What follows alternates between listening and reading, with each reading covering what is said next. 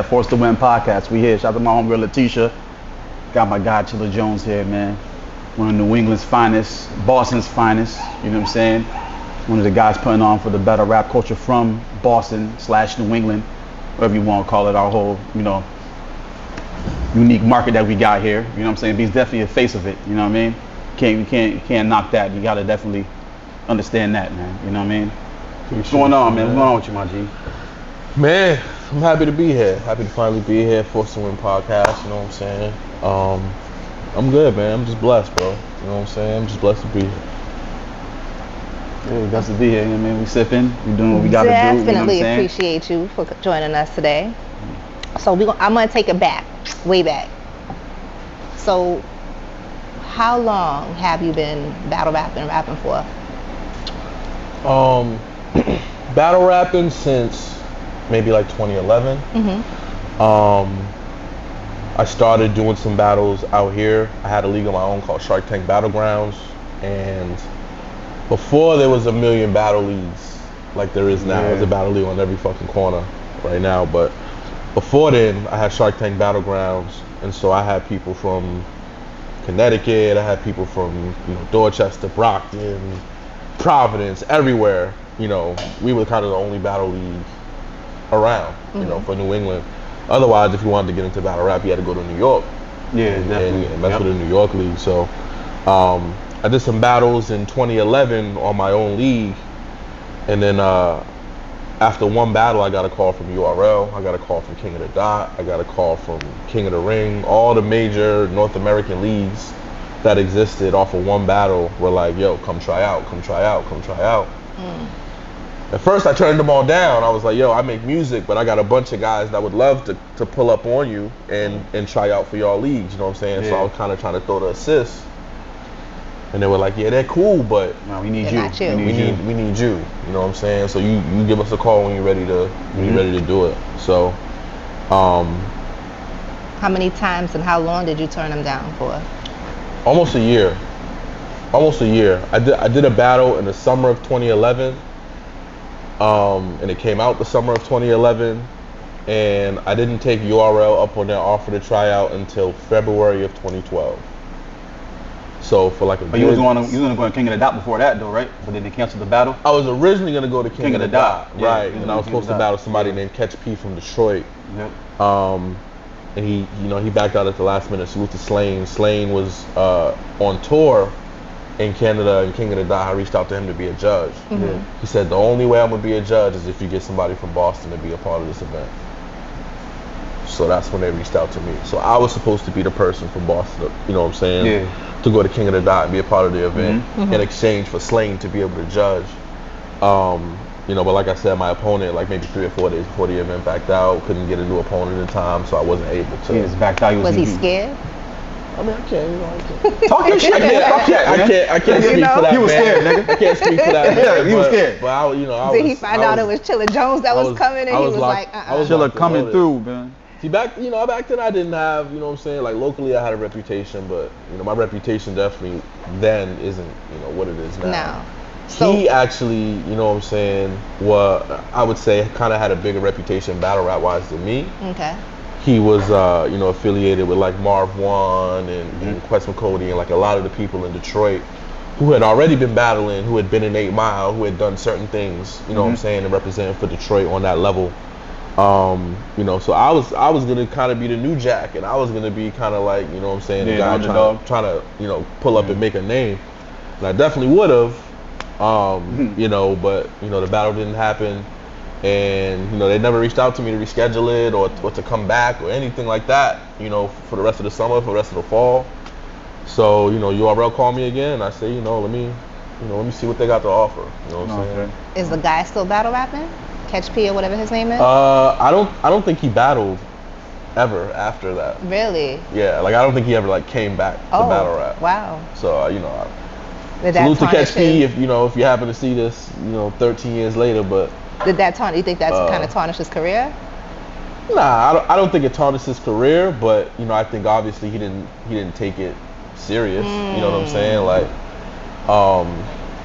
world domination at that time was a really big deal. It was one of the bigger cards in the world as far as battle rap. You know, World Domination was a card that would pull battle rappers from Sweden, from the Philippines, from Germany, from Norway, and put them all on one event battling each other. So you would have events where a Canadian was battling a German guy, an African guy was battling a Swedish guy. You know, different things were happening, right? There were only certain battles where an American was battling another American. So we were going to be one of the battles where an American was battling another American. But almost every other battle on that card was like somebody from out of North America battling somebody from somewhere else in the world. You know what I'm saying? So before all this, you had no intentions on battle rapping. You was just focusing on rap. It was just going to be music. I was just going to be like, you know, I wanted to be, I guess, kind of like the smack or the, you know, I wanted to be the person out here that developed talent. Yeah. You know what I'm saying? I wanted to be the person where it was like, yo, I want to be a battle rapper, and I want to be on URL. I want to be on King of the Dot. I want to be on these major leagues. Yep, but it goes through you. Yeah. I got to go through Chilla Jones. I got to go through his league. I got to go over here, get footage, get my skills up, because I know that these bigger leagues pay attention to what's happening here.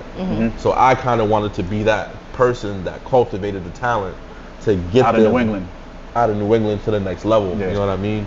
And then obviously, you know, I was doing my music and I was making music and doing certain things on a local level, but I never had an aspiration to like, man, I'm gonna be the best battle rapper in the world. I'm gonna do this, I'm gonna do that. You know what I'm saying? It wasn't until I had a conversation with Terminology and Slain, you know, and they both were like, bro, that lane is wide open.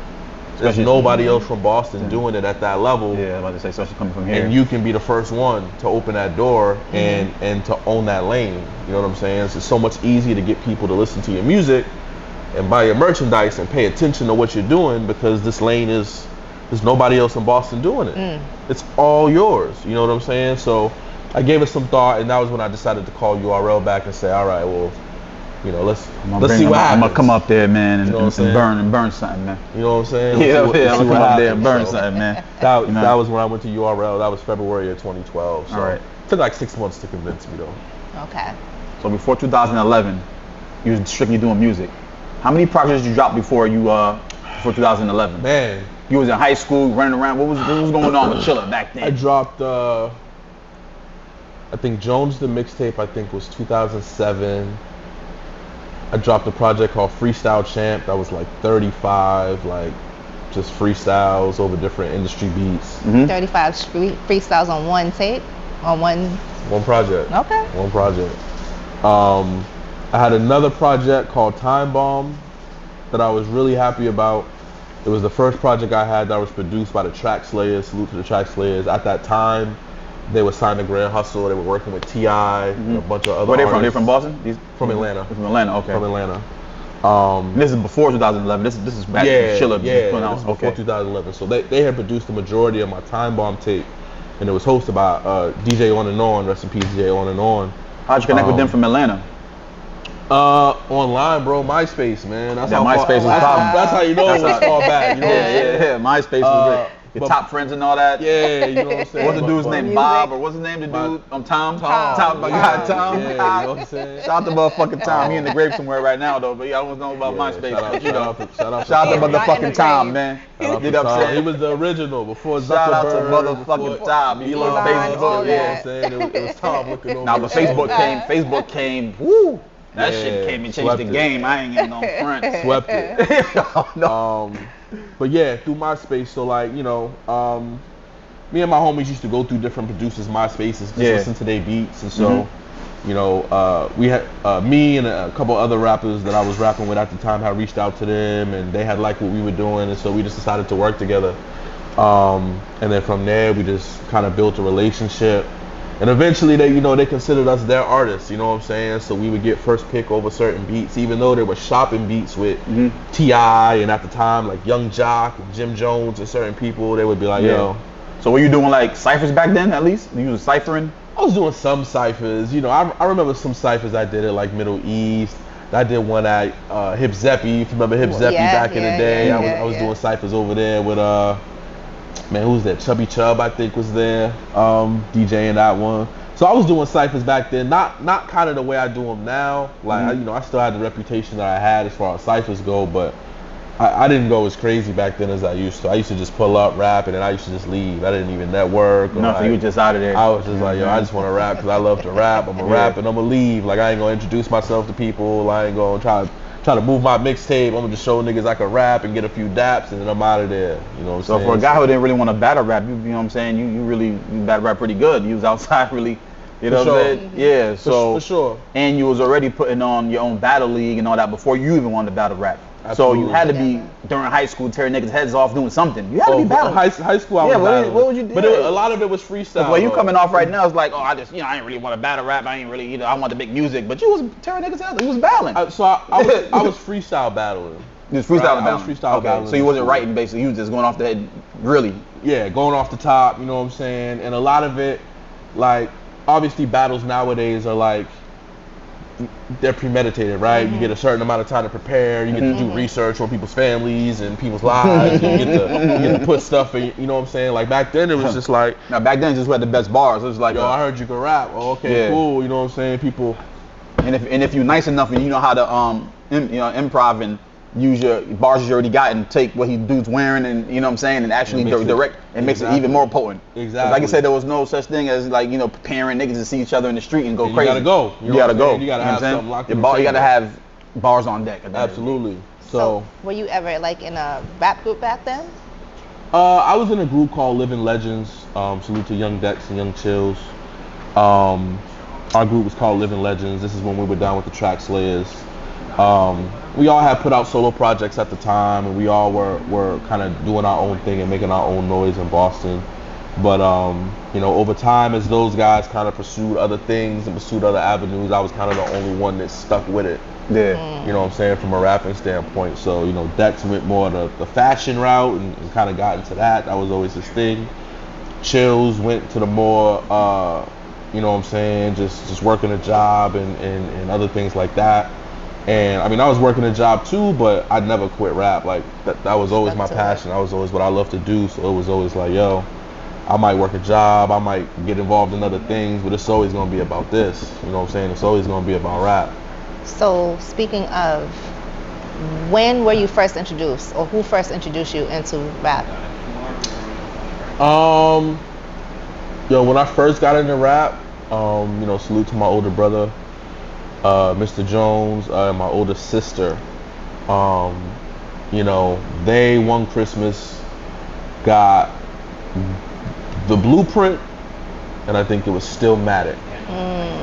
They got me both albums for Christmas, and that was where I really kind of fell in love with like hip hop, the lyrics. Like, don't get me wrong, I was singing shit off the radio, and I knew the Biggie songs, I knew the Pun songs, but when it came to like really listening to hip hop as an art and like really sitting down and being like, yo, that Blueprint was amazing. Stillmatic was dope too. Yeah, I like Blueprint better than Stillmatic. But yeah, Blueprint my favorite album of all time. Me too. I ain't gonna. That's mine for that. You know what I'm saying? For that reason. You know what I'm saying? I ain't gonna lie. I'm a Nas baby, so you know no, not Illmatic was mine. But go ahead. Yeah, I'm not. I like Illmatic. That was good. You know what I'm saying? I think it was written was better than Illmatic. You know what I'm saying? But it was written fire too. I understand it was the first Nas album, but. It was written with a different. Okay, that was a whole so different ballgame. Whatever. You don't think so? It was. No, it was. It was. Stillmatic was a different level. I'm just a Nas fan, period. So it doesn't matter what album it is. Oh, okay. I hear you. I got you. Okay. Now for me, like Blueprint, when it came to like. That Blueprint was amazing. That shit was amazing. So it's so many songs on there, you know what I'm saying, that it's like, I ain't gonna lie, every song is like a different vibe, you know what I'm saying? I think the timing too when it came out too, it was just like, damn. Yeah, because remember them joints, if I'm not mistaken, them joints dropped on 9/11, you know what I'm saying? Yeah, like, yep. And it was just one of those things where like, I started to listen to it, on my way to school, and when I got home, I started writing down the lyrics. I just started I just completely fell in love with like, being able to express yourself over beats, and then from there I actually started producing. Oh, okay. I downloaded Fruity Loops, and I started. Hold on, you downloaded Fruity Loops? What? Hold on. When was that? Because Blueprint came out. This is way after Blueprint. Then. This was like. When the Fruity Loops. This was downloading Fruity Loops in like 2002, 3, 4, and all that. This was like. I don't know. Yeah. Because I'm trying to remember. I don't remember exactly one year. I might have had Fruity Loops before. I might have been doing production before the rap stuff. But I definitely had a period where I was using Napster.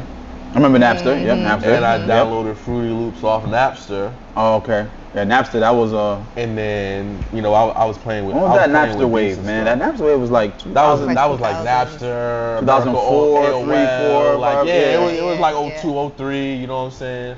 Napster, that shit was crazy. So, but anyway, so I had fell in love with the lyrics and fell in love with like just being able to express myself over beats. And then from there, my brother has always been like a singer, R&B singer. Mhm. So he was in and out of the studio every week. Like to this day, he's in the studio 1 to 2 times a week. Mhm. He's always recording something. It's always something new. It's always something different. So one day he was like, "Yo, come to the studio, come watch." You know what I'm saying? So I pulled up to the studio. I watched my brother record some records, and I was like, "Oh, this is crazy. He recorded this, and now we in the car home, and he listening to what he recorded, and I can hear him like critiquing himself and like being like, oh, I want to put this here, I want to move this hook there." I just fell in love with that process overall. You know what I'm saying? Like just having the creative control to be able to like have a CD with your vocals on it after having listened to Blueprint and Stillmatic was like, oh, you mean I could pay and do this too? Like I could have a CD just like Blueprint and just like and I fell in love with it. You know what I'm saying? So from there I really got into rap. I really got into writing lyrics. I really got into making music. And like I said, when I got into that for real, the battle stuff kind of just like it was fun, but it was more like, yeah, I battle and I'm good at battling, but I got some music, like check it out. You know what I'm saying? It's hard to play. It's hard to play both lanes, but it's definitely possible. It's there. You know what I'm saying? I think now I think you see it more, right? You see people like Sue Surf, Free Surf. I'm saying that's like my Sue opinion. Sue Surf is the top, not the top battle rapper, but the top battle rapper / musician. By far. I gotta give it to Surf. By far. You know what I'm saying? He literally has a music following. He has a music following that don't even know that he battle rap. Exactly. You know what I'm saying? That's all like all on his own. So like the fact that he's able to do both and balance both the way that he is. did. Yeah, that was. He's really been the first person to do it at that high level. You know what I'm saying? And obviously before that, the stigma was battle rappers can't make music. Yeah. You know what I'm saying? Like that was always the stigma with battle rap and battle rappers. Like, yeah, you battle real good, but your music gonna sound like you battling the beat. We're not gonna get no Jay-Z type of music from you. It's just gonna sound like battle rap over wax. You know what I'm saying? No, it does too. But people be snoozing on him. Cortez makes good music. Cortez got good music too, man. Like I think of all the battle rappers, I've worked the most with Cortez. Me and Cortez have probably like 5 or 6 records together over the years. Oh, we're okay. Yeah. Shout out to Cortez. He's fire. He be out here a lot too. Yeah. Cortez be it's my guy. Been dealing with him for a while. And Charlie Clips used to make some hot shit too, though. I ain't gonna lie, but he got caught up in the I wish he would have stuck MTV. I wish he would have stuck with Dipset. He used to be down. You used to be down. Yeah. Charlie Clips. Oh, okay. Yeah. He used to be around Cameron and he was on that what's all name part 2. The what's the joint him and Vado called the series they had. Oh, Bosses All Bosses. He was he was on part 2 at the end. Charlie Clips came on. Yeah. He was going in. You know what I'm saying? He definitely could have. Because him and Vado used to be in the group before that. Like you know what I'm saying? Right. Yeah. Right. So they was both doing their thing. You know what I'm saying? But like you said, it's hard to balance that battle rap it's music. It's a lot, bro. It's a lot, especially if you at a high level too. At a high level, that's the part of it that a lot of people don't get, or like a lot of people don't understand. Like to be able to make music that the casual listener wants to listen to and likes to listen to, and then to be able to battle at a high level where you're on URL and you're on these big cards and you're selling a lot of tickets and you're getting millions of views on YouTube, like. To be able to do both at a high level is crazy. A lot of people battle rap at a high level, but their music don't match. Or they have great music, but then they battle and they fall flat, right? I've seen a ton of industry people come to battle rap and fail miserably, right? Like we've seen Cannabis step in the ring and not do so good. Yeah, you got to pull out the. You know what I'm saying? We've seen people. What was your reaction when you seen Cannabis, the rap guy? 'Cause I used to listen to Cannabis talk crazy, motherfucking freestyles with Clue and all this extra shit. And then he was one of the scariest niggas back in the day. What? And that's all he talked about. You know battle me on the net. Battle me over. You know what I'm saying? Like, He was talking crazy. That's the You know what I'm cannabis saying? joint, right? And then to see him come out and pull out the Heartbroken. notebook, whatever the fuck he did. After, Heartbroken. oh my I got 30 God. pages of rhymes in this motherfucker. Yeah, Heartbroken. Oh you know what shit! I'm In the saying? middle on the camera, that's like a battle rap no. That's like against the battle rap Golden Grove rules. Like, you can't Facts. pull out no motherfucking notebook in the middle of a rap. Facts. You know what I'm saying? Facts. But shout out Big to ass Cannabis notepad. though, man. You know, one of the legendary MCs that really, made people step their pen game up. For sure. You know Push what I'm the saying? boundaries of lyricism for sure. Like I said, he was one of the late 90s, early 2000s. He was terrifying, bro. Oh man. Like, he was scary. He Yeah. was super scary. You know what I'm saying? Yeah, man. So speaking of writing styles, when you're preparing for a battle, how do you prepare? What is your writing style? When I'm preparing for a battle, usually, I start with what are called name flips. Mm-hmm. Name flips really are just kind of like fancy ways to use somebody's name against them. So if, say if I'm battling somebody like Charlie Clips, I might think of different ways that I could use, the word clips in my punchlines, right? So name flips is usually where I start. After that, I start thinking about like, what do I know about this guy? Okay. Where they from? They from New York, all right? What's they, what are they known for? Do they have any big moments? Do they have any famous battles? Do they have any scandals or anything that they've been called out for? Battle rappers have been involved in some of the craziest shit, from wearing fake jewelry to wearing fake clothes to whatever. So you always got to kind of look at those things when you're preparing for a battle with them, right? Yeah. Like, if you somebody that got caught wearing fake Jordans, we gonna talk about it. You somebody that got caught wearing fake jewelry, we gonna talk about it. Like, If he done told, if he got some shit about telling, we gonna talk about it. Yeah, if you got snitching in your background, we might talk about we it. might have to discuss it. You know what I'm Yeah, saying? about Because that shit going on. those are things that Yeah. can lead to you winning a battle if you're able to poke holes in somebody's character. Yeah. Right. You know what I'm saying? Just to prove that they not necessarily not only living what they rapping about, but just not even somebody that you can trust, or somebody that, you know what I'm saying, deserves your support as a fan. Mm-hmm. Those things can lead to you winning battles. So I start with name flips. I start with, what do I know about this person? What can I use to attack them? And then usually lastly, I try to think about like, what themes or what concepts can I use this person to drive home, right? So if this person has, a snitch allegation in their background, or if they have a type of reputation, I can build an entire round for that. That says like, imagine you doing dirt with them, and this and that happened. I can make it so that Frank looks at him and says, oh, nah, I don't rock with that nigga. You know what I'm saying? Like, and that's my job as a battle rapper. You know what I'm saying? To make you look at somebody in a different way than you looked at them before we battled. That's my entire job as a battle rapper. If I'm not able to do that, I'll probably lose. And that's also what my opponent should be trying to do to me. And a lot of times it's not. And I don't understand what these battle rappers be doing sometimes.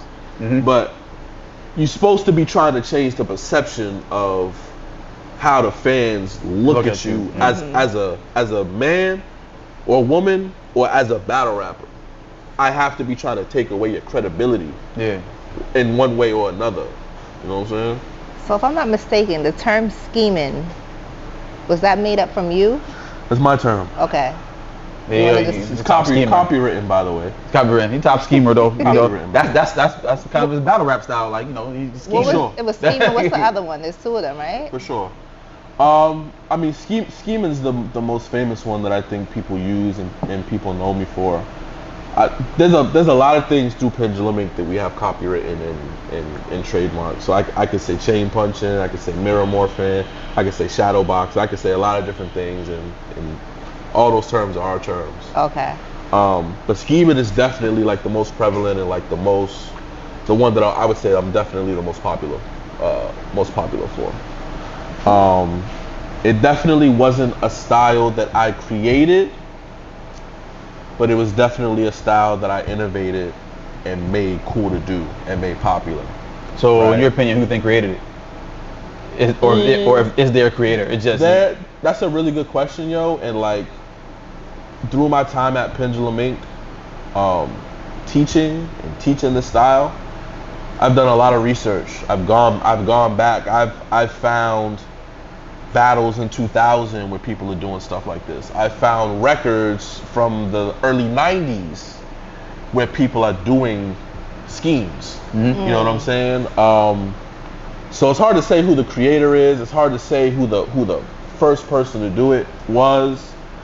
But you're the first one to put the stamp on it. All I know is that when I came out in 2012 and I debuted and I was heavily using this style, everyone in battle rap for 4 years used my style. For 4 years.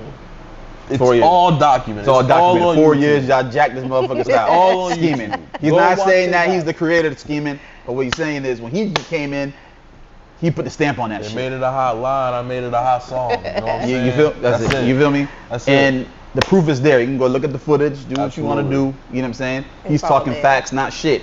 Absolutely. You know what I'm saying? Absolutely. So, okay, so you went from rapping, you went to battle rapping, started your own battle rap league. You just mentioned Pendulum Inc. You want to talk about that? Yeah, Pendulum Inc. Pendulum Inc. is a school that I founded, with my co-founder Mickey Fax, salute to Mickey Fax. And it's an online school for rap and lyricism, essentially. It's a school where not only can we teach you how to rap, but we can teach you the business behind the industry. We can teach you how to go for shows. We can teach you how to do touring. We can teach you how to create content for your social media. We can teach you how to invest and save money. We can guide you on how to reinvest the money that you make back into yourself. Not only that, but I teach a battle rap class for students who want to become battle rappers.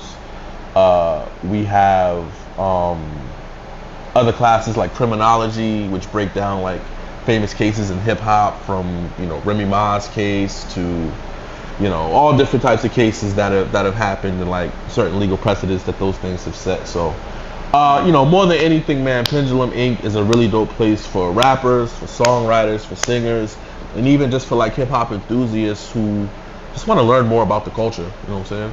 So, how did you team up with Mickey Fax? Mickey's, I don't know what that was. Mickey's been definitely a good friend, mentor, and a supporter of mine ever since I've been in URL, even before that. At the same time that URL and like a lot of these other leagues were calling me when my footage came out, he had reached out to me just on some like, yo, you're nice and I'm a fan of what you do. So over the years, and like kind of how Pendulum Inc. came to be, over the years, Mickey and I have created a lot of different terms for a lot of different techniques in rap. And really, we used to only talk with each other about a lot of these things. So a lot of the terms that we use, scheming being one of them, he would be like, yo, check out this Charlie Clips battle. He started scheming. And I would go check it out and be like, oh, he took my style. Oh, that's crazy. You know what I'm saying? Or, he would be like, yo, check out this thing happening. And he's shadow boxing. And I go look and, we know what that style is. And that's why we communicate each other about it. So when it came to Pendulum Inc. Essentially, especially on the advanced side of the classes, we break down all of these different techniques and what they are and what artists do them and what songs you can listen to them in, and then we show you how to do it. And so, when Mickey Fax came up with the idea for the school, he was like, yo, I'm not doing the school unless Chilla's involved. So Mickey Fax came up with the idea of the school? Yep. Okay. And then he called me and was like, yo, this is my idea, whatever. So we came up with the name together. We came up with the curriculum together. We brought in some other really important people, some really important pieces, man. And then we just launched.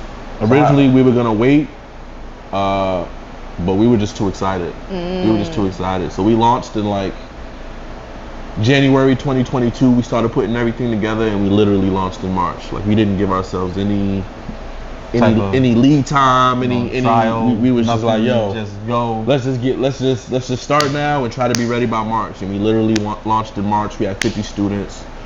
We had an 8-month curriculum. So what is it? They like online with it, or is it like they pull up to all online, all online, all okay. virtual? So we have students from India, we have students in Greece, we have students in Amsterdam. They pulling up for class 3 in the morning, 4 in the morning, 5 in the morning. In their time zones. We got people from Canada, Bermuda, Mexico. So like you guys go live or something, or okay. Yeah, we do it all live on Zoom, and then we also bring like special guests in every month to speak to the students. So like in year 1 we had Sky Zoo, we had Method Man, we had Inspector Deck, we had Corey Guns, we had Cyrock, we had Shay Noir, we had Lady London. We had a bunch of people that pulled up. This year we've had literally tonight we had Shauna. We were listening to the from Shauna DTP? class on the way here. Yep. Yeah. Oh, okay. Shauna pulled up. Wednesday we got Rod Digger pulling up, for the end of Women's Month. Next month we got Benny the Butcher. October we got Pharaoh Monch. November we got Lloyd Banks. But all these people pull up to the school and teach a class. They get to with like Q&A. They get to ask questions and like Q&A. For the students, so the students get to ask questions.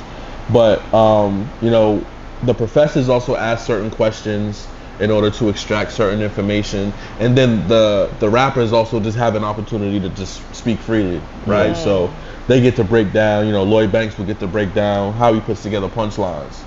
Pharaoh Monch will get to put down his thought process when he puts together songs and hooks. Benny the Butcher will get to break down certain things too. You know what I'm saying? So like they all get to freely kind of speak about their craft or their experience in the industry, or things they learned from other rappers that maybe they didn't know till they were 20 years deep in the game, that they want to give to the students who are just starting. You know what I'm saying? How many teachers do you got? Like how many teachers you got here? Like it's not only you and Mickey. How many teachers? Like you got different Yeah, so we got different teachers. We have I teach advanced techniques and I teach battle rap 101. Yep. Mickey teaches advanced rhythm and style and rhythm and style. I also teach rap tech, which is like a step down from advanced techniques. And then we have a bunch of elective courses. We have professors from Clark Atlanta that teach criminology and visual aesthetics. We have hip hop according to finance, which is a battle rap finance class, which teaches them the importance of, don't go and get that fancy chain. Make sure you buy the rights to your name. Because 80% of niggas don't own their name. I can go right now and be somebody who's popping and take their name from them, like today. Easy, you know what I'm saying? Like, but that's the business of it. Yeah, it's the business. So we teach things like that. So as far as owning your name, you're talking about trademark your name, copyright your name. Absolutely. Make sure you have the rights to it, right? Like you want to be making music, you want to be making money from it, but if I could just go buy your name and start putting it on T-shirts and making money off the work that you put in for the past 10 years, it's gonna be a sad situation. Make sure you protect yourself, right? So we teach classes that teach things like that. So we have guest professors that come in every year and might just teach like a course like that 1 to 2 times a month. We actually had salute to Dart Adams. We had Dart Adams pull up and teach a class, the evolution of the rap album. It's been a super, super dope class so far. But it's a 4-part class that he's teaching. I think tomorrow is actually going to be the last class of that 4-class series, man. But the students love him. Dart obviously is an incredible hip hop historian, Boston hip hop historian. So to have him involved with what we're doing at Pendulum Inc. Has been absolutely incredible. So we're already in talks to bring him back for a full year next year. So super happy about that. Super happy to have Dart involved. So salute to Dart Adams, definitely. Yeah, because the business is very intricate, man. You got very sounds, you got sound scan, you got a sound exchange, you got publishing, all of that, BMI, or ASCAP, how to read contracts, all of that stuff is important. And to my knowledge, there isn't a one-stop shop where you can learn all this stuff. It's too much. Right. Just to do one song, you got to do 15 different steps just to register one song. Exactly. You know what I'm saying? You got to do So the like, whole, every, it's just, yeah. So it's a lot, man. So Yeah. like, you know, I'm happy to have created and provided a place where an artist, even if they don't enroll in the full school of what we do, they can pay, you know, $20 and $30 and pull up to a business class to learn something, right? What's like, the average cost for the whole thing though? Like if you want to do the whole, and then how long is it? Like you break it in semesters, like? Right. So it's 8 months long. We break it into 2 semesters. So 4 and 4. Yeah, 4 months and 4 months. We get a month break in July. And then it's as inexpensive if you're doing one core class.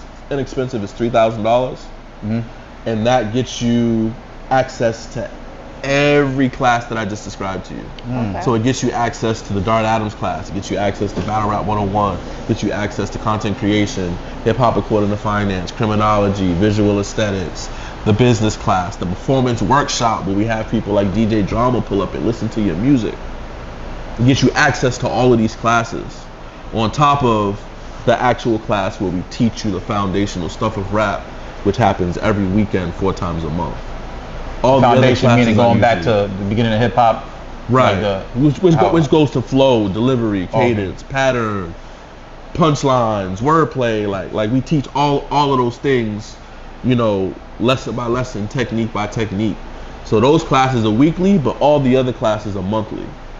So you get the 4 weekly rap classes on top of all the informational classes, and then you get that for 8 months, right? And you get access to to ask Benny the Butcher a question, to ask Pharaoh Monch a question, to ask Raw Digger a question. You get access to all these artists when they pull up, and every year we have a new group of 15 to 20 artists that pull up. I don't even want to tell y'all who's coming in year 3 because y'all wouldn't believe me, but year 3 is going to be crazy. I'm talking Mount Rushmore. I'll force the motherfucking win. I'm talking about, you know what I'm saying, Mount Rushmore rappers pulling up. 3 years, that's dope. Year 3 is going to be super, super crazy. Year 3 starts in March. We start enrolling September 1st. So anybody that might be interested, you can go to penduluminc.com. You got all the information up there. You can see little clips from past classes, from Method Man and Shay Noir and other people like that. If you're curious what those classes look like, and all the information on the courses are online as well. And if you're serious about your craft, you're serious about your career, you're going to spend that money so you could expand your knowledge. The amount of money that you'll make from what you'll learn in the classes. But some people just automatically think $3,000 on bet, you know. And it looks intimidating, right? Yeah. Even if you're paying it, you know, we have payment plans as well. I know it looks intimidating, but I can tell you, and you can I invite anybody to reach out to any one of my students. Anyone, you pick. I won't tell you who to pick. Ask any of them if the money has been worth it and if they've made their money back through rap already. Has there been students that came from not knowing anything, not being able to rap, nothing, that is now like, okay? I can show you, and if y'all want to look up Queen Mai. Queen M-Y-E. Queen Mai. Before Pendulum Inc., she never rapped a day in her life. And now? Go watch one of her videos. Go watch one of her videos. She went to the Pendulum. She will out-rap 90% of the women in rap. Really? I would put every dollar I have in my account on it. Wow. That's dope. Absolutely. That's dope. So you really teach people how to really rap. 100%. Damn.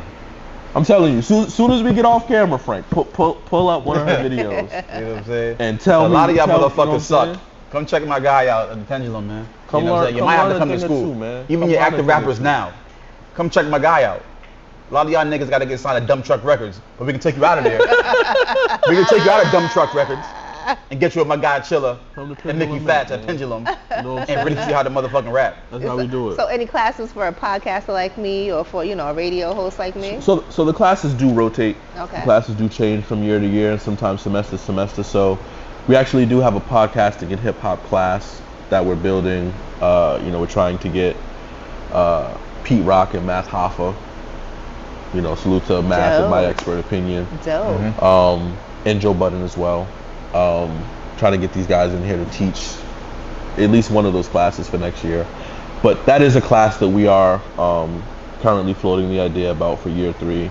It's probably gonna happen. But yes, there are classes that are for podcasting that are entirely historical, that are just about, like, we have a class called Evolution of Rhyme, which talks about like Sugar Hill Gang and how they were putting together rhymes and how they were writing all the way up into, you know what I'm saying, the 90s and early 2000s, when you get to the cannabis and you get to the Red Man and Method Man and certain I things honestly like think that. rap didn't go past the early, like the late 90s, early 2000s. Like, it didn't advance since then. I don't think. I think it stopped right. My opinion. Yeah, you know what I'm saying? I think multi-syllables, I think when it comes, entendres, all that, it stopped right. I think with mainstream, you're absolutely right. You know what I'm saying? Like, I think when you get to a certain point, like there was a time where you had, you know, Dear Mama, Keep Your Head Up. You know, you had certain songs on the radio that were not only like lyrically really good, but had meaning and substance and were conceptually dope. And eventually, I think we got away from that. Well, I mean, as far as concepts, yeah, that's, you know, I'm talking about as far as but even like technique. I'm saying I think it didn't go past, like, you know, the late 90s, early 2000s. Like, once pun came, and, you know, I don't think it went past that. You know what I'm saying? Like, where, like, you know what I'm saying? Eminem came, pun. After that, it was like, you know. I'll say there's definitely some rappers who have pushed the boundaries. That pushed the, like. I'm saying there's rappers that came out after that can level, that can match up with them, probably like as close that's on that wavelength as far as spitting and technique. You know what I'm saying? I think there are some who are better. To be honest. That went past the pun level. And when I say better, give me right? Yeah, obviously it's subjective. Yeah. But when I say better, I mean in terms of like being able to do really difficult things with their penmanship. Like being able to rap a punchline that's a punchline forward and backward. Like, you know, respectfully, you know, Big L, Pun, a lot of those people, I won't say they weren't able to do that. It probably wasn't even thought of. But these are some of the things you learn at Pendulum Inc. I can show you bars where you can read it one way, and then I'll read it another way to you, and it'll mean something different. Like, I won't give her my cardigan or sweater. Right? Okay. I won't give her my cardigan or sweater. But I won't give her my cardigan or sweater. Right? Okay. So there's bars like that, and there's techniques like that where, like, you can do some crazy shit. You know what I'm saying? And a lot of these things you can find in like the Pendulum Inc textbook. We teach y'all all of this to how to be able to do it. You know what I'm saying? So if you listen to like a lot of the people who have graduated or have taken those classes, they'll show you. They can. Well, what I'm saying is too, like, okay, there's probably some underground MCs that went crazy, and so, but with me, I'm talking about like what you just said. Level? Yeah, I'm talking about combining everything together as far as your pen game and learn the psychologically how to, you know, get your fan engaged, but still spit. You know what I'm saying? Yeah. You're not. I don't want to. How am I gonna say this? I don't want to put it like you're like the underground guy who just lyrically crazy. Right. You feel me? But doesn't make hit records. Not even hit records, but I'm saying just get to a certain level, because it takes a certain type of brain power to spit like that, but then package it up and actually get it to the consumer. Right. At a high rate, you feel me? So that takes brain. So I think people don't put enough emphasis on people who know how to really spit and actually get it out to the masses. You feel me? Because that's a skill. Getting out, marketing is a skill on its own. 100%, you feel what I'm saying? 100%. And I think a lot of the division that we got is like, oh, commercial, this, you know what I mean? But you got to give people the props that know how to actually get their stuff out to the people. Right. So it's like a balance. You can't. So, you know, life requires balance. Period. So you could be lyrical, but you still have to have the other balance of know how to get that lyrical out to the masses. You feel what I'm saying? 100%. And I think a lot of people who are lyrical try to take away from the people who know how to get their market themselves, know their self, and how to get it to the masses. You feel what I'm saying? So that's what I'm saying. So I totally agree. I would say maybe like Kendrick.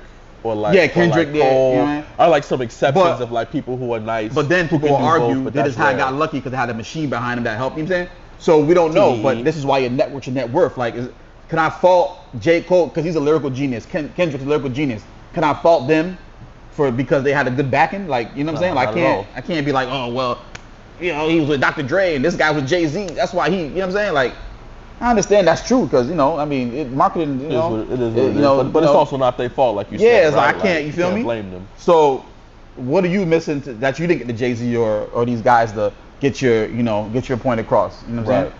Right. So, like I said, I think it's like a balance. You know what I'm saying? Yeah. You know. Yeah. No, I feel that for sure. Pendulum Inc. Right? And you also have a group with your brother. Yes, Jones Inc. And how's that going? Jones What's that about? That's going really good. You know, right now we just you know, putting out singles, putting out different songs, and kind of feeling out what the people like, what the people want to hear from us. We're both so like eclectic, and we're both so like we both have so many different styles. Obviously, we specialize in what we specialize in, but in our catalog, we have stuff that sounds gospel. We have stuff that sounds trap. We have stuff that sounds old school boom bap. We have stuff that sounds drill. We have stuff that we have everything, right? And so like, What is that group? Like, what is it? yeah. So it's Jones Inc. is myself and it's my older brother, the one who introduced me essentially to rap. He primarily he raps as well, but he primarily does singing. Mm-hmm. And I obviously primarily do rapping. So like a lot of our songs have like an R&B feel. Mm-hmm. But also have that rap feel too with it. Yeah. You know what I'm saying? Right. That rap touch. And so, you know, we've done songs with Method, we've done songs with Benny, we've done different records and things. But like I said, I feel like right now we're still at a point where like we're still really trying to figure out what the lane is. Yeah, right. Because you can't be all over the map. You can't put out a gospel right. joint, then put out a rock joint. That's you already know I was gonna go. Okay, you know what I'm saying? Like you gotta. So we still kind of trying to figure out. This is what I was telling you when I break down earlier. As far as now, it takes another type of brain power to understand your lane and get it to the masses. Exactly. You can be the most talented, lyrical guy, and not cool. You know what I'm saying? But you have to understand your lane and what are you trying to target and how to expand that. You feel what I'm saying? I think a lot of people be missing on that. Like, you know, some people just so hung on like I'm just a talented guy, rap. You feel me? Yeah. You know what I mean? And then we try 100%. to like downgrade the people who, you know, maybe had commercial success. You know what I'm saying? Right. But it's just like they ABC raps or I don't know, whatever you want to call it. You know what I'm saying? Right. No, so I have to give it to the people who know that balance. Yeah. You know what I'm saying? 100%. And I think I think what's interesting too, you know, in this day and age, it's so different because now everybody wants to be independent, right? Where back in the day, it was like, I want a record deal. Mm-hmm. I want to sign to Jive. I want to sign to Motown. I want to sign to Warner Brothers because I want a machine behind me. I think it's a balance of that. I think it's a balance of that too. You know what I'm saying? I think you should be independent until there's a certain level to, you know, because at the end of the day, you know, the motherfuckers control. So you really, you know, you really can get to a certain, you know. 100%. But I think you should get to that ceiling first before, you know what I'm saying? Yeah. So now when the majors all come at you, they can't dick you around. You know what I'm saying? You right. can demand your numbers. Because you already monetized your sound already. You're already making maybe 6 digits a year. You're making 7 on your own. Exactly. I don't need you. I'm not famous. I'm not the guy all over the world. I'm not Drake or nothing. But but I'm good on my own. I got 7. And I'm good where I'm at. You know what I'm saying? So if you're going to come to the table with me, you know what I'm saying? I'm out here selling merch. I'm doing this, that, and the third. My streams is this, that, and the third. I got a cult following. That's why I think too, motherfuckers, I learn how to build a cult following. That's it. You know what I'm saying?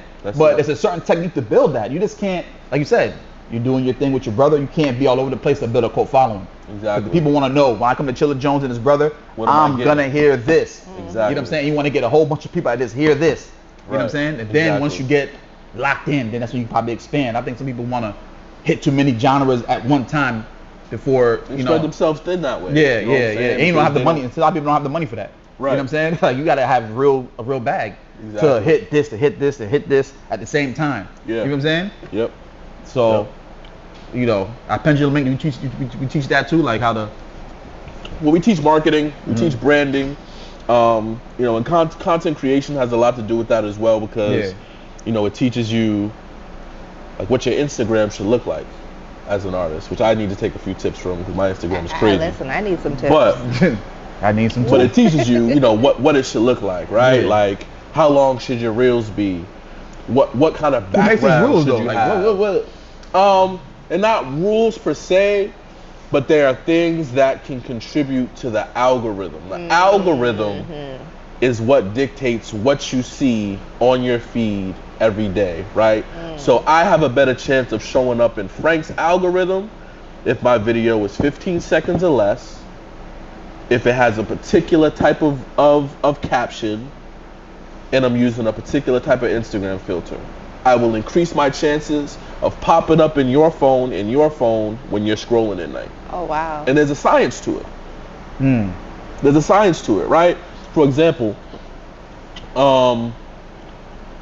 when you use or when you see people using certain, let's say, playing certain Instagram games, right? I have a video on my Instagram where I'm playing a game where, you know, the thing pops up and you got to go like this to hit each one, and you answer certain questions, and then they tell you what U.S. state you should live in. Is that from Instagram or TikTok? From Instagram. Okay. That video, even compared to videos of me in battles or rapping and going crazy, that video has like 70,000 views. Are you serious? Compared to like even some of my rap stuff that like, you know, might hit 20 or 30 with ease, right? And it's like that because when Instagram comes out and says, yo, we got this new game, they spotlight it. So now if you play that game, it's way more likely you're gonna go viral because Instagram wants to show the masses you playing that game so others play that game. Okay.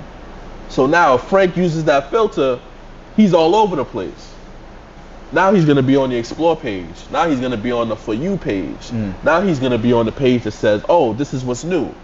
And you'll be right there amongst everybody else because you played this new Instagram game that came out. So we teach things like that. That's something that you gotta know when it comes to controlling your algorithm.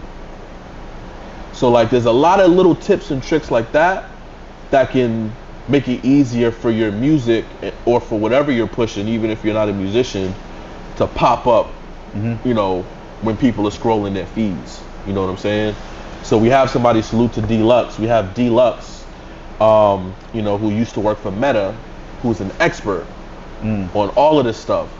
And he'll come in and teach the students once a month all these different things that they need to know to help their content be more visible. We've literally helped some of our students go viral and eclipse 1, 2, 3 million views on a video just from them listening to and learning the tips and tricks that we offer in class. Damn. Wow. Shit That's gets a deep. lot. That's a lot. Shit gets deep. All right. So I got a couple of just, I won't even say questions. Yeah, questions. Because we're running out of time. I need to know what was the first rap song that you memorized word for word. Juicy. Juicy? Biggie. Biggie? Okay. Yep. Who's your top 5 artists? Rappers Rappers of all time? of all times. I'll tell you the ones that I don't have to think about too hard. Jay-Z. Uh-huh. Yep. Okay. Jadakiss. Uh-huh. All right.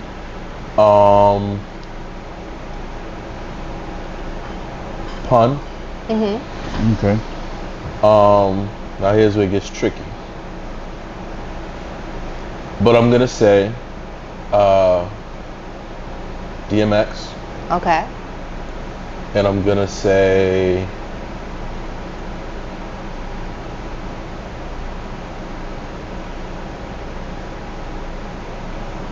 Let's go. I'm gonna say Lupe Fiasco. Okay. All right. That's different. Lupe Fiasco. That's different. I would say Eminem's an honorable mention for sure. And I would say Fabulous. Damn. Okay, you my guy. You got this. Hold on.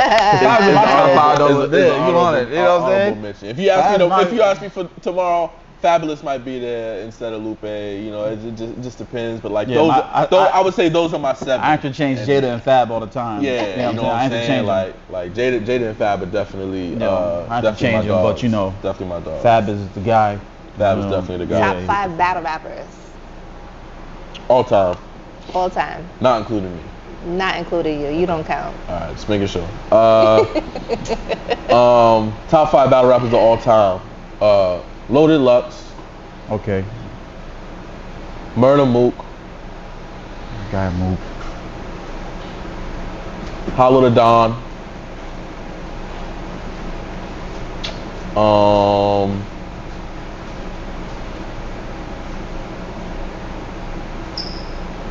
Iron Solomon.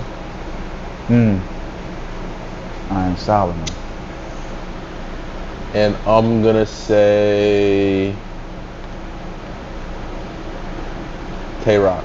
Tay-Rock, okay. Okay. Okay. All right. I was going to ask you a question earlier, but I don't want to bring that into this right now. Okay. So, mental health. What does mental health mean to you? And what do you do to keep you on the right track? Yeah. Mental health is definitely a big deal for me, which is why it was really important for us to have a mental health space with Pendulum Inc. But mental health for me, as someone who battled depression a lot as a teen, and somebody who still battles anxiety a lot, mental health is definitely a big deal. When it comes to self-care, as an adult right now, I'm really good about being in therapy. I started therapy a year ago, and that's been an incredible experience for me.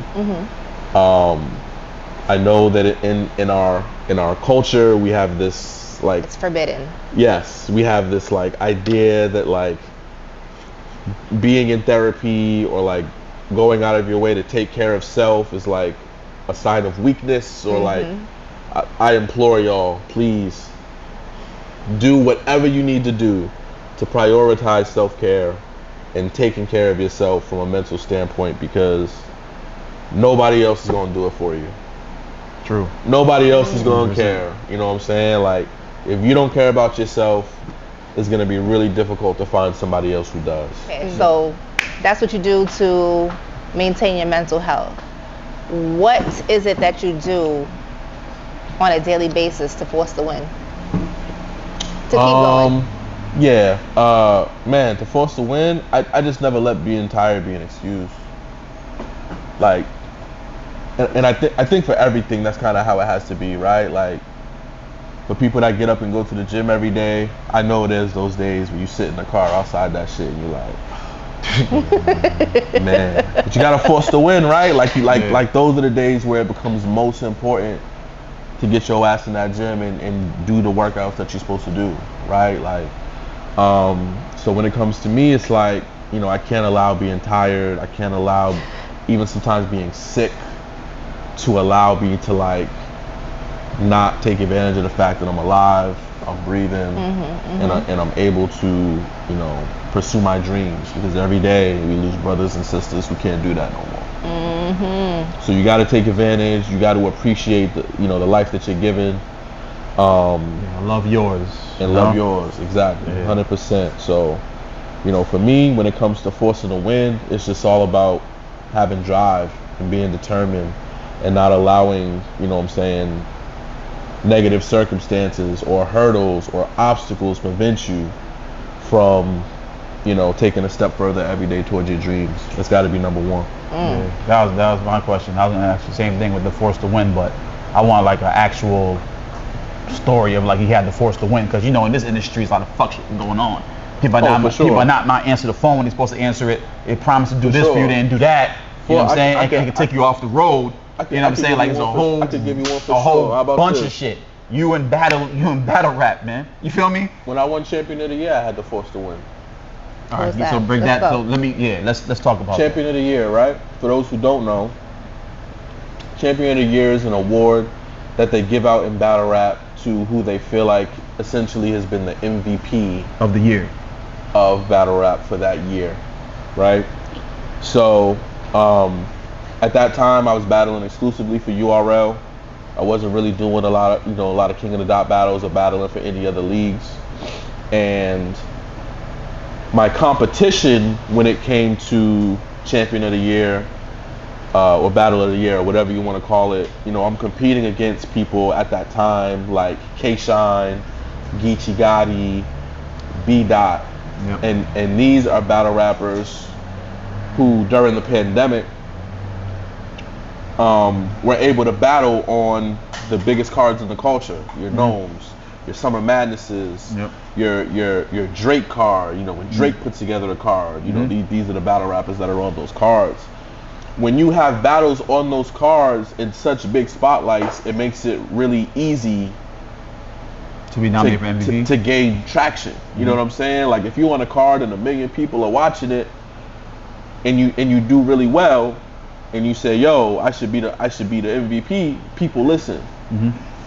During that year, I wasn't getting those opportunities, bro. I didn't get a chance to be on Gnome. I didn't get a chance to be on Summer Madness. You know what? When they booked me the day after Summer Madness. Why do you think is that? Why would? I just wasn't favored. I've never been somebody in this battle rap game who's kissed ass. I've never been somebody who's tried to be buddy with people. I show up, I do my fucking job, and I leave. Yeah. I don't. You know what I'm saying? I don't try to be super cool with these league holders. I don't try to be their favorite person. I don't try to suck up to them. Man, I pull up, do my job, and I'm out. You know what I'm saying?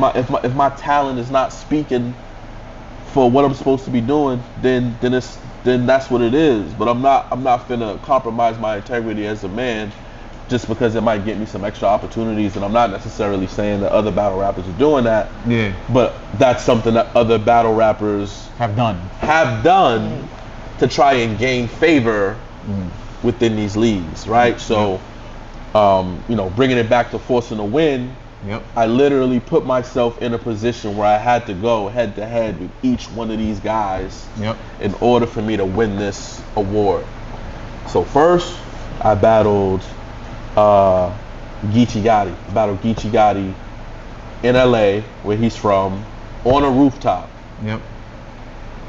With all his people there. And went crazy. And Crazy. Won the battle. On the battle. Right? What's that win? What year is this now? What is the 2020? This is 2020. All right. Then at the end of the year, I battled B Dot, who a lot of people considered at the time to be the favorite. Yeah. Battled B Dot, won convincingly. Burnt him. Went crazy. Okay. Got that win. And then lastly, right when I thought, oh, the award is mine, my phone rings. Yo, Chilla, so how do you feel about battling K-Shine in 3 weeks? Now, after I beat B Dot, K-Shine was the next favorite. Yeah.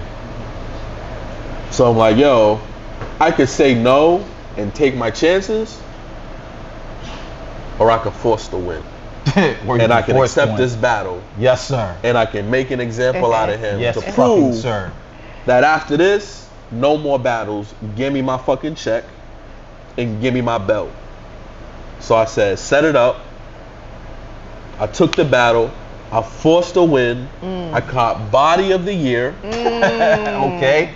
Called body of the motherfucking year. And a week later, I was named champion of the year. So you had to force. I had to force the win. You All had on to your force- own. I had to force the win on that. for me to win champion of the year in 2020. That's what's up. That's what the fuck I'm That's talking what's about. up. That's what Force the Win is talking about, man.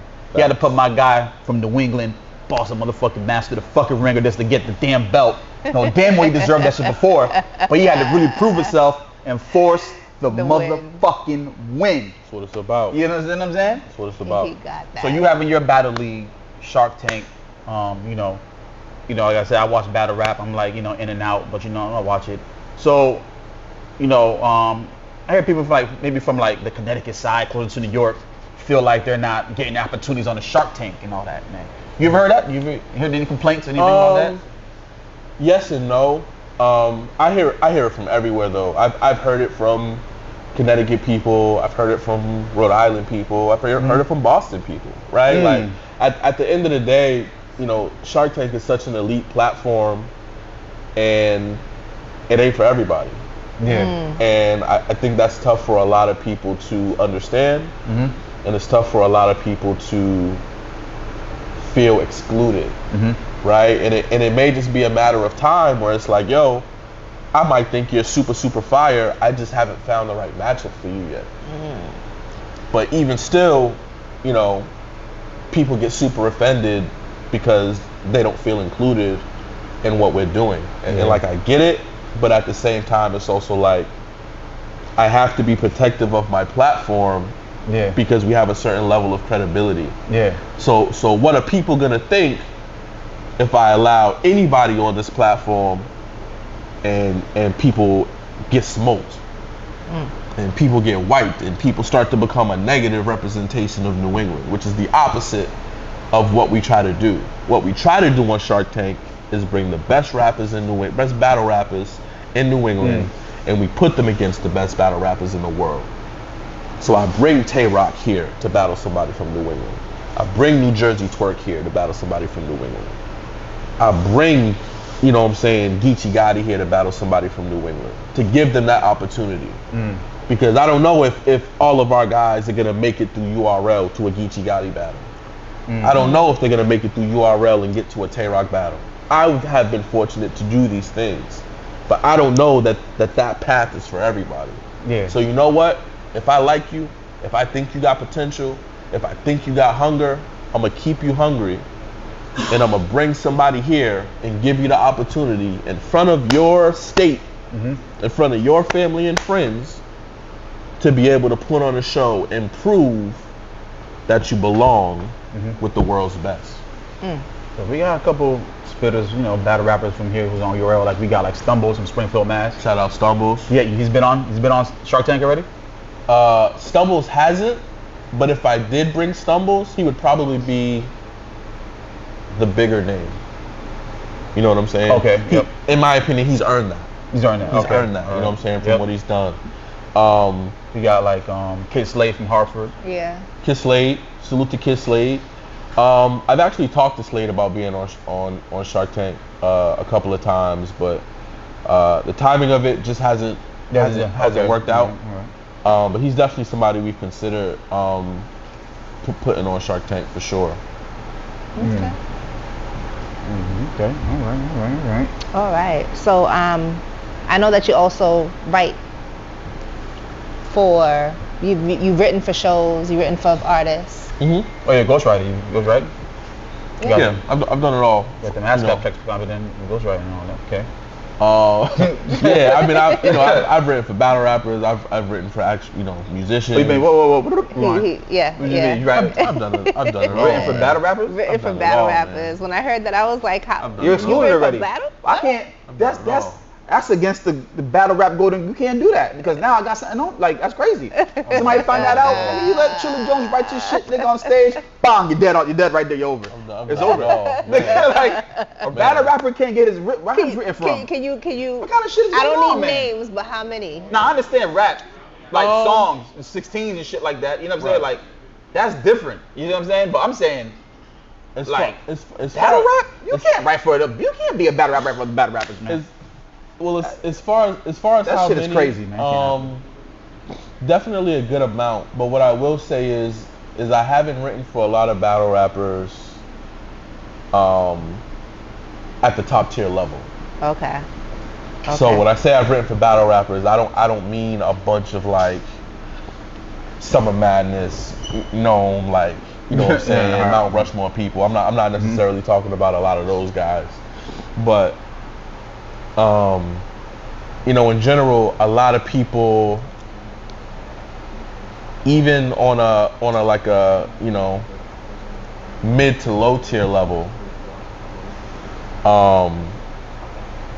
think that it increases their chances to have somebody like me at least helping or working on their stuff. And what I tell them all the time is like, bro, like I can help you and I can make your pen better, but that's not all there is to it, right? Like just like we were talking about with the music, it's more to battle rap being a top tier battle rapper, or more to being like a brand than just like being able to write really good or having really good written raps. Like if you don't have the delivery to sell it, if you don't have the image that goes along with it, if you don't have the charisma to sell your personality on stage, my writing is not gonna elevate you. It's not gonna push you further. I'll surely take your money though. but I'm gonna warn you in advance. I'm gonna warn you in advance. Take your motherfucking money. Don't expect lazy ass battle rapper. You want to be a battle rapper? Have a fucking battle rapper fucking write for you? What the fuck is going on? You know what I'm saying? Man? Like don't expect. You know what I'm saying? But yo, Bond is forced to win. So you know what? Matter of fact, take that back. You forcing to win. What if I gotta do to fucking win? If I gotta hire Chilla Jones to fucking write for me, I'm hiring motherfucking Chilla Jones. They you know what I'm saying? They try to force to win. That's they way trying to force to win. I got you. But it don't always work. You know what I'm saying? And they don't. You know, I've watched people go on stage with my bars and get their ass kicked. All right, so I'm gonna take you out the battle rap for right now. What do you think of the Boston rap scene? Fire. There's a lot of people on the Boston rap scene right now that I think are super, super dope and super different. A-Zip, one of my favorites. Zip, my guy. One of my favorites. How about guy Zip, pull up. Oompa, one of my favorites. Shout out to Oompa. Dutch Rebel, one of my favorites. Dutch. She's a vet. There's a lot of really good talent, man. Sensei Blanco, Fire, Yaya Gabbana, Trevor Holmes. There's a lot of people that I think make music that if you heard it on the radio, you wouldn't be like, yo, who's this? Yeah. Like in a bad way. You know what I'm saying? Like yeah. It would fit into the rotation of what's on the radio, and it fits within the sound of what's current in the industry. You know, but it also, I think for the first time, we're discovering like a Boston sound. And I feel like that has escaped us for generations, bro. Because a lot of times we've emulated a lot. When New York was the place to be, a lot of Boston niggas sounded like New York. When the South got hot, a lot of Boston niggas tried to do a lot of South shit. New York. You know what I'm saying? Like, you know, this is just my opinion. You know, New York having been sound, on the scene. East Coast, New York sound. I don't know what, like New York sound. How different is New York sound than Boston sound? Like, well, I don't, or New England sound. Like, I don't know. Like, so when I say New York sound, right? And especially in the era that I'm talking about, I'm saying Mobb Deep. I'm saying like The Firm. I'm saying like The Lox. All right. When I think about Boston rap during late 90s, early 2000s, mid 2000s, that's what the sound of Boston rap, that was what it gave me, right? That was the feeling that it brought to me. I never really felt like we had our own sound or sounded different than what was prevalent from whatever region is popping at the time. And over the past 20 years, we've seen the rise of the South. We've seen the Midwest, lunatics. We've seen different regions have their, 3, 5, 7 year window of like popping artists every month, just being debuted and being the cool thing. I'm finally starting to feel like we're on deck for that. You know what I'm saying? I'm starting to feel like we've cultivated and are cultivating enough talent that one of us is going to go, then another one is going to go, and then the gates is going to be open. And people are going to start looking at New England for talent. So when you hear people like Days, you hear people like Sholey, you hear people, you know what I'm saying, like these are the people that I feel like from an outsider perspective you can look at and be like, okay, they got the image, they got the music, they got the persona, they ready, they can go. You know what I'm saying? And I think we're getting more and more of that as the months progress. People are seeing it and people are like, oh, okay, You seeing Days with Griselda, and you know what I'm saying. We seeing Sholey with certain people. Oh, okay, we're this close. We're this close to really like having an impact on a national level. And I don't think, you know, with the exception of obviously like Edo and the Bulldogs and Gangstar, and like, I think over the next 5 years we're gonna see the most Boston/New England acts break through on a mainstream level. You know, salute to Bia, salute to Joyner, salute to Millie's, Cousin Stiz, and you know, everybody that has done it at that level.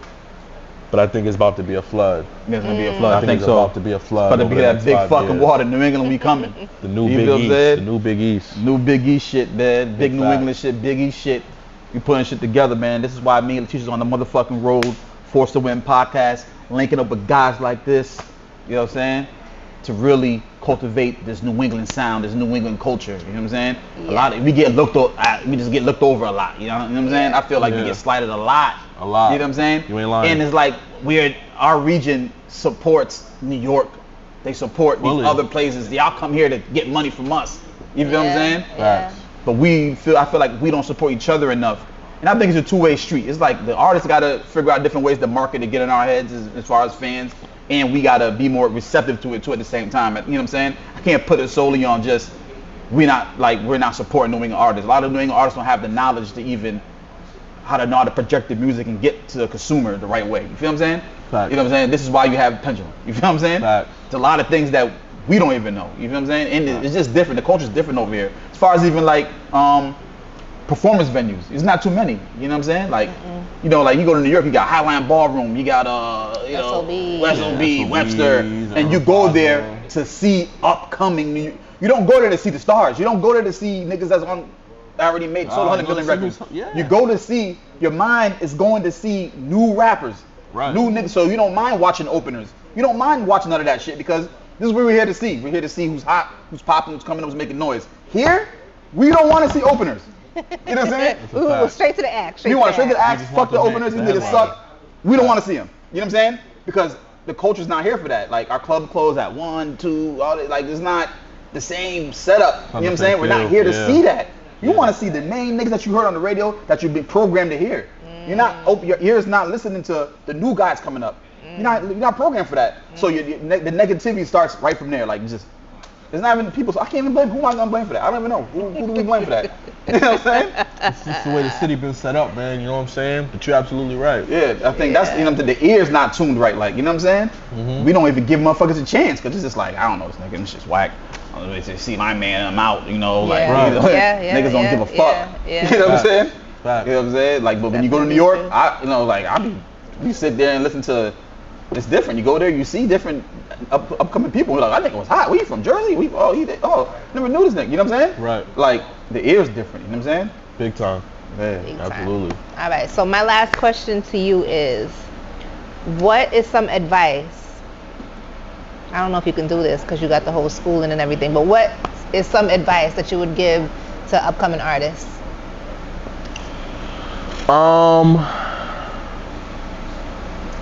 There's so many gems that I could give. I think the most important thing though is like,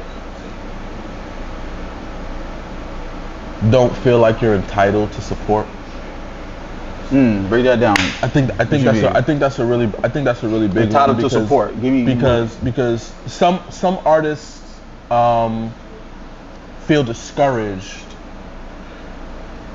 by a lack of support. Oh, so as the artist, don't feel entitled for support, you saying? Yes. Oh, okay. Yes. Okay. All right. Meaning like, don't feel like just because you've been putting out music for 4 years that Frank has to like your music. Frank might think you dump truck trash. Dump truck records, right? Nigga. And about? that might be why Signing you don't have his support, right? So maybe, you know, you can consider why you're not getting the support, right? Like, why am I not getting X amount of views, or why am I not getting X amount of streams, or X amount of interaction on my posts? Maybe there's something that I'm doing wrong. Accountability. Right? A lot of you motherfuckers don't take accountability. Maybe I'm doing something wrong. Maybe it's not that niggas is just hating on me. Maybe it's not that Frank's hating on me. Maybe it's not that Letitia's hating on me. Maybe it's just I got to do something different. Maybe I'm not doing something that y'all would like for me to do, or that the masses would like for me to do. And so there's a lot of artists, you know, and I see this a lot. They get really discouraged when they're like, man, I put out this record and I'm not getting enough shares, and I'm not getting enough traction, and I'm not getting enough coverage, and I'm not getting write-ups, and I'm not getting, you know, people not blogging on me, and it's like, well, why? You gotta ask yourself why. And like you said, you gotta take some accountability for what's not happening. They don't want all that pill. And a lot of artists don't want to take that accountability. So that would be my tip and my advice for, you know, artists on the come up. Like, don't feel like because you've been here for a certain time or because you work really hard that people have to like what you're doing. You have to treat this thing like a trial and error process. Find what works for you and then knock that shit out the park. Yeah. If you're not getting the support that you want, you're not getting the interaction that you want, you're not getting the ticket sales, you're not getting certain things, then make adjustments. Don't ever feel like somebody has to like you, or has to play your music, or has to show your video, or has to cover your songs. Figure out what you need to do to get that support and get that coverage. And you'll be much better off when you do that. All right, one last thing. That shit you put out, Easy Money, that was hard. Shout out to my guy, Easy Money, man. Another massive motherfucking center. Legend. You know what I'm saying? Salute Easy. That was good. Facts. You know Thank you, bro. Who came out with that idea for y'all to come together? That was easy. That was easy? That was easy. Okay. That was easy. Like, yo, I mean, we had talked about it for years, and it was just, you know how people bullshit, like, oh yeah, we should do a project, oh yeah, and then it don't get done. Yeah. But one day he was like, yo, fuck that. He literally was like, yo, you just won Champion of the Year. Like, it's time. We gonna force this to happen. So we got in the studio, we knocked out like 3-4 joints. Got back in the studio, knocked out 3-4 joints. And then we, you know, kept doing that process, narrowed it down, picked the best ones, shot the videos, and we got going, man. And like, honestly, that project could have been out probably a year earlier, because it was probably done like late 2021.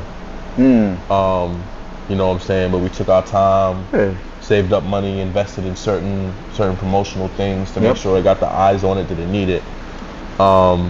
You know what I'm saying? And it definitely had a huge impact when it dropped. You know what I'm saying? So salute Easy.